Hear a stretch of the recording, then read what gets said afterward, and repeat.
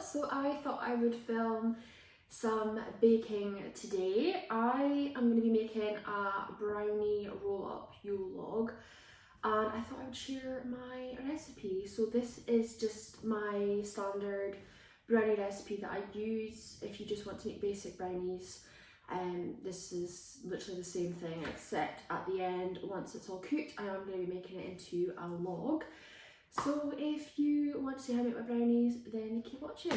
I'm actually looking like a hot mess today. I'm just having a chilled day at home, so I thought let's bake some brownies. So I've got my stand mixer here. I got this one on Amazon a couple months ago and I really like it. I used to have just like a cheap stand mixer from Asda and I found that it was just a bit too small. I needed something bigger because obviously I'd set up a cake business, so I needed something that's a bit more big, sturdier and just better. So I got this one from Amazon.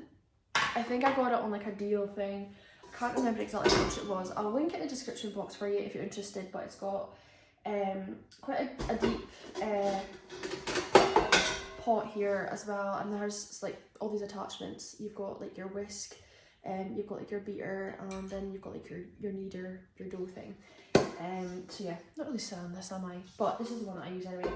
So first what you want to do is melt 175 grams of dark chocolate, any chocolate of your choice. I just use Tesco's own dark chocolate. And then I'm gonna add in 175 grams of unsalted butter. I'm gonna melt this in the microwave and then leave it to cool for like 5 minutes. I like to use these old Stork butter tubs for measuring out ingredients. So what you're gonna need to do is add 250 grams of caster sugar. And you're gonna add in 3 eggs and then you're gonna mix. So here I have got 75 grams of plain flour and then I have 40 grams of cocoa powder. You want your sugar and your eggs to be whisked up so that it's almost a really pale colour. Okay, you're gonna get your melted chocolate and you're gonna add it into your whisked up eggs and sugar mixture. Give it a little mix. Then you want to sift in your flour and your cocoa powder.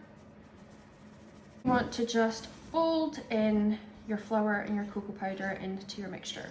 Okay, so this is the cake release spray that I use. It's by the brand PME.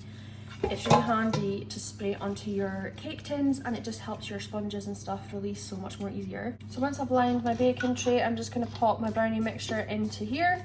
Obviously you can add chocolate chips in. I'm not going to add chocolate chips in just now because I am making a brownie Yule log, so I don't want there to be any like chocolate chips in there. Okay, now it's ready to go in the oven. I'm going to put it in the oven at 160 degrees for 20 minutes. Okay, brownie's at the oven. I have let it cool slightly and now I am just going to add it into my mixer to beat it up to make it almost like a really doughy consistency. This is the mixture that I've now ended up with. It's quite like a doughy consistency, so I'm going to spread this out onto this cling film. Something like this. I have just placed it on this cling film, spread it out in like a little rectangular shape, and now I'm going to go spread on some chocolate spread on. I've almost gave myself a wee starting point here just to kind of get a good kind of curl into the brownie, but I'm going to go chill this now for about 30 minutes in the fridge. So I have cut up my brownie Yule log, so the white chocolate's still a little bit soft, hence why it's kind of all over the place. I just kind of wanted to get it done and in the fridge, but that's how it's basically turned out. Obviously you could make them any flavour you want. You know, I've obviously just topped mine with white chocolate just to break up the chocolate in them, but honestly they taste amazing. So I cannot wait for Josh to try one of these later to see what he thinks.